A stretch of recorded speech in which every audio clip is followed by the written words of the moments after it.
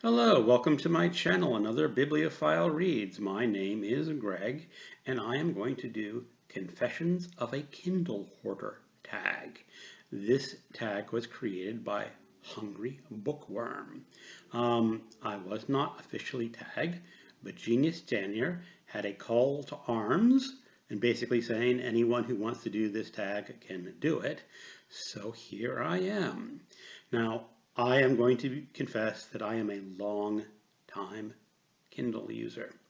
I first bought a Kindle in May of 2008.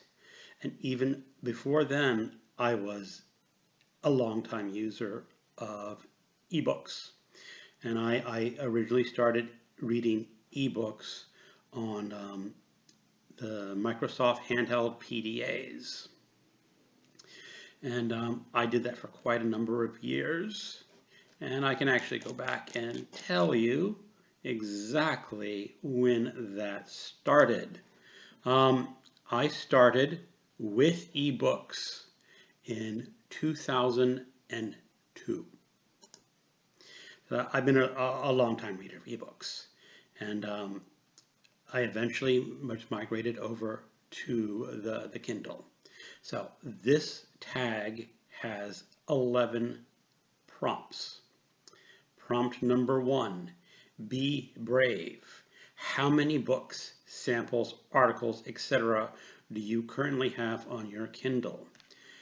Now, I have 3 Kindles. I have a Kindle Oasis. I have a Kindle on my iPad and a Kindle on my iPhone. Now, I mostly read on my Oasis and my iPad, depending on the book. Nonfiction, I tend to do on the iPad because if it has illustrations or notes, it's much simpler to navigate on that device than the Kindle Oasis. Well, anyway, prompt number 1 was be brave. How many books, samples, articles, etc. do you currently have on your Kindle? According to my Kindle Oasis, when I hit the filter screen, it says your items 3,136. That breaks down into books 1,953, Audible, and I can listen to my Audible devices on this, so that it's counting those as books.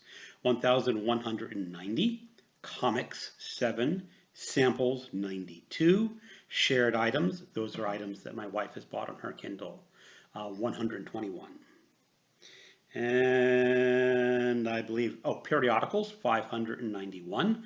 That's mostly the New York Times Book Review, which I've been a subscriber to for 3 or 4 years now. And a collection of just documents, 10. Now, I might have missed some numbers, but I have a freaking lot of items that I can read on my Kindle. And I'm going to bet a donut that I have the most amount that anyone who does this tag is going to do. So I think I'm number 1 on the number of items from my Kindle. Prompt number 2, samples, yay or nay. Do you use samples service, and if so, samples, yay or nay. Do you use the sample service, and if so, how many samples do you have unread on it? Well, as I said, I have 92 samples right now. I do not tend to read samples start to finish. I just sort of browse them a bit. And now, mostly that is with samples, I'm checking out the formatting on a Kindle. Now, some evil mothers in this world will send you a Kindle book hard-coded to ragged right formatting. And that's basically when the right end of the page is just ragged like the web page. It's not even or smooth. And that really drives me crazy trying to read a book like that. It's just jarring. Now, I can do it on my Kindle iPad because, as I said, this is the iPad Pro, and it has a very large screen, and it just sort of minimizes that raggedness. But I hate ragged right. And if, for some reason, there is someone out here watching this who's actually a designer who hard codes ragged right, please go take a long walk off a short pier, to quote an old TV show. Prompt number 3.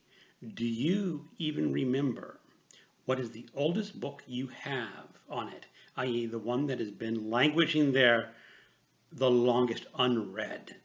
The longest unread is Brides of the Impaler by Edward Lee, and that is a horror novel. And I purchased that on October 17th, 2008, and I have not read it yet. Who knows if I will ever read that book. I used to read a lot more horror than I do now, and I bought that in that horror phase, and maybe someday. Prompt number 4. Bright and shiny. What is the most recent book? The most recent book is When We Believed in Mermaids by Barbara O'Neill. And I purchased that on Sunday. And we were going out to lunch with a friend that we're not going to see again for a long time when we move. And she was talking about books that she really liked. And she mentioned this book, When We Believed in Mermaids, was one of her favorite books that she had read in this past year. And my wife wanted to read it. And I looked it up on my iPhone as we were having lunch, and it was on sale for $2.49. So I went ahead and bought it. Mostly for my wife, but I may read that one too. Prompt number 5. Fess up. How quickly do you get around to reading them after downloading? That really depends. I have a very bad habit of buying Kindle books on sale. What I do is when I read a good book review or see a review on YouTube or BookTube, I put it on an Amazon wish list. And then every other day or so, I review that wish list and see what Kindle books have gone on sale. If that book is on sale for like $1.99 or $2.99, I just go ahead and buy it. I don't necessarily have any intention of reading it right away, but it's just a way of collecting books and building up a good backlog. So those books can languish for years and years and years and not get around to them. Full price books, I tend to get around to more quickly because they're books that I want to read right away. But again, that is not always the case. During the summer, Amazon was very evil, and they said, if you bought $25 worth of ebooks within this period of like 10 days, they would give you $5 credit for another ebook. And I fell for that every time, buying a lot of books that I wanted to read but just did not have time, and maybe someday I'll get to those. And I've got to be better about not buying all those books. Prompt number 6. Keepers. Do you keep a book on your Kindle after reading it? And if you really enjoyed it, are you in the mind of buying a physical copy of it? I do tend to leave a lot of books on my Kindle just because I have the Kindle Oasis with a lot of space, and it can basically hold all my books if I wanted to. I do not download the Audible books because those would take up too much space. But I do leave them there just so I'm walking around with thousands of books on my Kindle. Prompt number 7, subs. Do you use a subscription service, i.e. Kindle Unlimited, and do you hoard them? I am not a subscriber to Kindle Unlimited. While I have purchased some of those books and read some of those books, they tend to be, let's just say, of a style or a genre that is just not in my wheelhouse. And so I would not find value in that service. Prompt number 8, go forth and multiply.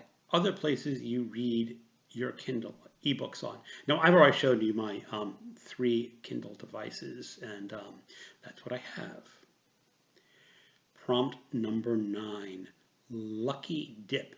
Close your eyes and scroll through your library and pick a book Tell us what it is, and more importantly, have you read it? All right, let's see what we can do. We'll use my Kindle iPad for this.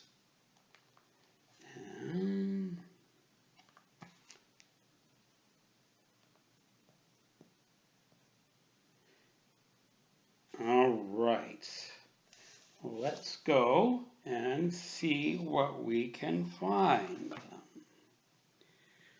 Just randomly scrolling. I picked Siddhartha by Herman Hesse. I have read this book in a paperback version, and I have listened to the audiobook version. I have not read this particular translation on ebook, but that is something that I might want to do someday, because Siddhartha by Herman Hesse is really a fine novel. It's a very short novel. A lot of people could read that in a night. AOB, no problem, AOB, talk about your habit. I think I've already talked about that I have a very bad habit of just buying ebooks like they're going out of style, especially when they're on sale. I probably should be a lot better at that and not do it so often, because I will not read all the books that I have. I know that. So prompt number 11, don't be shy. Do you have any suspicious books on your Kindle that you don't want people to see you reading? And if so, I can't read the whole prompt right there. Let's try it. And if so, because you're afraid of the cover. So not really. I don't read a lot of erotica or romances that could be potentially embarrassing. I know very early on in when I bought a Kindle, I used to pick out every free book that they offered and just automatically downloaded it because it was free. And there were a couple of paranormal romances that I almost certainly will never read. I would not be embarrassed to be caught reading one of those. So I would say no, I don't have any suspicious books. And that is the end of the tag. Now, if you own a Kindle and you have not done this tag, I tag you. Go ahead and do this tag. It's a lot of fun, because I want to see what other people have on their Kindles, and especially I want to see if I remain #1 with the number of items on my Kindle. Thank you for watching, and have a good afternoon. Goodbye.